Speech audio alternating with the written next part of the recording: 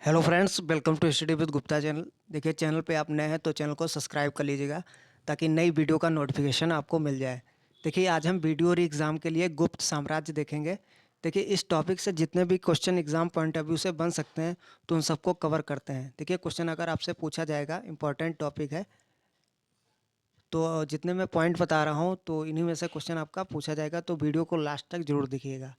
देखिए, अगर हम गुप्त साम्राज्य की बात करते हैं तो इसे इतिहास का स्वर्ण युग कहते हैं, क्योंकि इसमें कई सांस्कृतिक उपलब्धियां हासिल की, जैसे मंदिर बनाने की परंपरा हो या मंदिर में मूर्ति स्थापित करके उसकी उपासना करने की परंपरा, ये इसी वंश में शुरू हुई।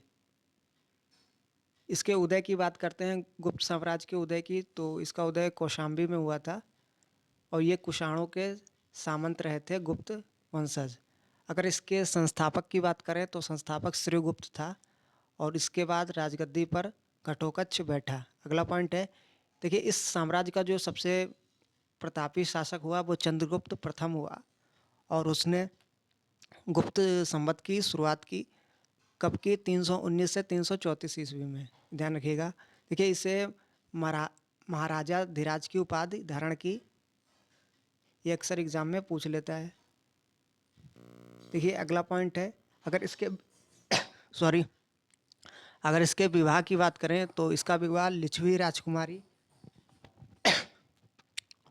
कुमार देवी के साथ हुआ था और इसका नाम इसने अपने सिक्कों पर अंकित करवाया था। देखिए, इसके बाद इसका पुत्र समुद्रगुप्त राजगद्दी पर बैठा और जैसा आपको पता है, इसे भारत का नेपोलियन कहा जाता है। देखिए, अगला पॉइंट है, समुद्रगुप्त के दरबार में कवि हुआ हरिशेन। इसके द्वारा रचित इलाहाबाद प्रसिद्ध लेख है। तो ये कवि ध्यान रखिएगा, ये हरिशेन, ये किस राजे का दरबार कवि था? दरबारी कवि तो समुद्रगुप्त का। ये एग्जाम में क्वेश्चन पूछ लेते हैं। देखिए, समुद्रगुप्त को कई उपाधियां दी गई। सर्वराज्योच्छेता की उपाधि, विक्रमक की उपाधि, कविराज की उपाधि और भारत नेपोलियन आपको पता ही है। तो ये सभी उपाधियां दी गई, ये सभी उपाधियां ध्यान रखिएगा। देखिए, अगला पॉइंट है, समुद्रगुप्त, इसको संगीत से बहुत प्रेम था और खासकर वीणा से। देखिए, वीणा के जो सिक्के हैं इसी ने चलाए थे। समुद्रगुप्त ने वीणा वादन करते हुए अपना जो चित्र है वो सिक्कों पे उसने अंकित करवाया था। ये एग्ज़ाम में कुछ क्वेश्चन पूछा जाता है, जो वीणा के सिक्के हैं ये किसने चलाए? तो समुद्रगुप्त ने चलाए, ध्यान रखिएगा। देखिए, अगला पॉइंट है, इसके बाद समुद्रगुप्त के बाद चंद्रगुप्त द्वितीय गद्दी पर बैठा और उसकी पुत्री प्रभावती थी और पुत्र कुमारगुप्त प्रथम। ये आपका हाई कोर्ट में पूछा गया था, हाई कोर्ट ग्रुप सी में लास्ट ईयर जो पेपर हुआ था। तो चंद्रगुप्त द्वितीय की पुत्री का नाम पूछा गया था, तो इसकी पुत्री प्रभावती थी। देखिए, अगर इसके शासनकाल की बात करें तो इसके शासनकाल में चीनी बौद्ध यात्री आया था फाहियान, 399 ईस्वी में आया था। तो ये भी इम्पॉर्टेंट पॉइंट है, ध्यान रखिएगा। कब आया था? 399 में। और ये चीनी यात्री था, बौद्ध यात्री फाहियान। देखिए, अगला पॉइंट है, इसे भी कई उपाधियाँ दी गई, जैसे विक्रमादित्य की उपाधि है, परम भागवत की उपाधि है, ये चंद्रगुप्त द्वितीय को दी गई। देखिए, जितने मैं पॉइंट बता रहा हूँ तो सब एग्ज़ाम ओरिएंटेड पॉइंट है, तो सभी को ध्यान से देखिएगा और वीडियो को लास्ट तक जरूर देखिएगा। अगर क्वेश्चन आपका गुप्त साम्राज्य से पूछा जाता है तो इन्हीं में से पूछा जाएगा आपका। देखिए, अगला पॉइंट देखते हैं। तो मेहरौली में जो लौह स्तंभ का जो निर्माण था तो वो भी चंद्रगुप्त द्वितीय ने करवाया था। इसके दरबार में 9 रत्न थे।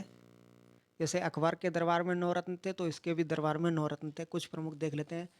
जैसे कालिदास जो प्रसिद्ध कवि थे, धन्वंतरी जो आयुर्वेदाचार्य थे और वराहमिहिर, ये प्रमुख थे, ध्यान रखिएगा।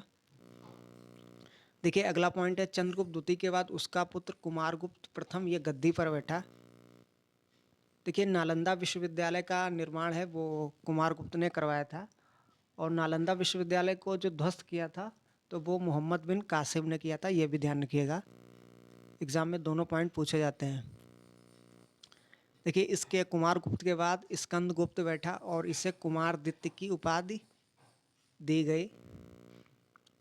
देखिए, इसके समय हूणों का आक्रमण प्रारंभ हुआ और अभिलेख है भीतरी अभिलेख, इसमें हूणों के साथ इसका युद्ध का वर्णन है, ध्यान रखिएगा। भीतरी अभिलेख स्कंदगुप्त और हूणों के साथ युद्ध का वर्णन है इसमें।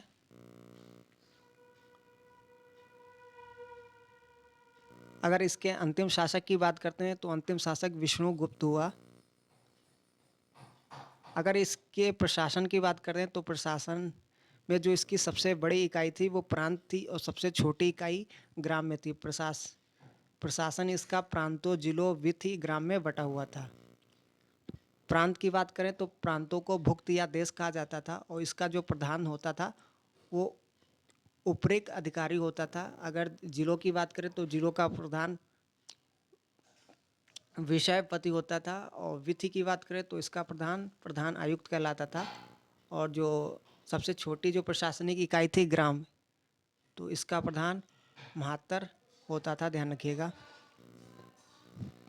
देखिए इस वंश की अगर राजकीय भाषा की बात करें तो संस्कृत थी। देखिए इस वंश में सर्वाधिक मुद्राओं का प्रचलन था, खासकर स्वर्ण मुद्राओं का। स्वर्ण मुद्रा को इस वंश में दिनार कहा जाता था और चांदी मुद्रा की बात करें तो रुपया कहा जाता था। ये दोनों मुद्रा ध्यान रखिएगा, एग्जाम में पूछ लेते हैं। देखिए शूद्रक रचित मृच्छकटिकम में गुप्तकालीन समाज का वर्णन मिलता है, तो ये रचना ध्यान रखिएगा, मृच्छकटिकम, तो ये शूद्रक द्वारा रचित है। देखिए जैसा मैंने बताया मंदिर बनाने की जो कला थी उसका जन्म भी इसी वंश से शुरू हुआ था।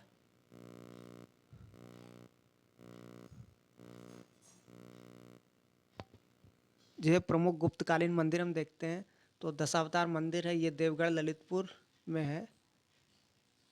भीतरगांव मंदिर ये कानपुर में है आपका।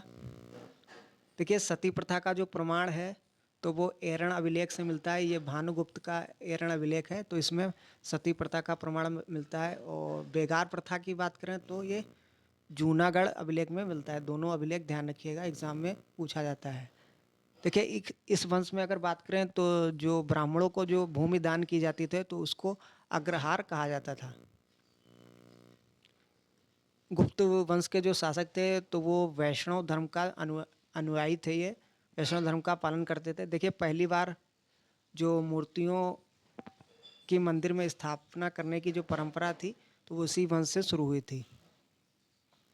देखिए इस वंश के महान ग्रंथकार हुए विष्णु शर्मा। इनकी कृत ध्यान रखिएगा, पंचतंत्र, ये इम्पॉर्टेंट है, किसी ना किसी एग्ज़ाम में पूछी जाती है। तो पंचतंत्र के जो लेखक हैं वो कौन है? विष्णु शर्मा है। और वो किस काल के हैं? तो इसी गुप्त काल के हैं, ठीक है। तो जितने मैं पॉइंट बता चुका हूँ तो ध्यान रखिएगा, सभी इम्पॉर्टेंट पॉइंट हैं। Thank you.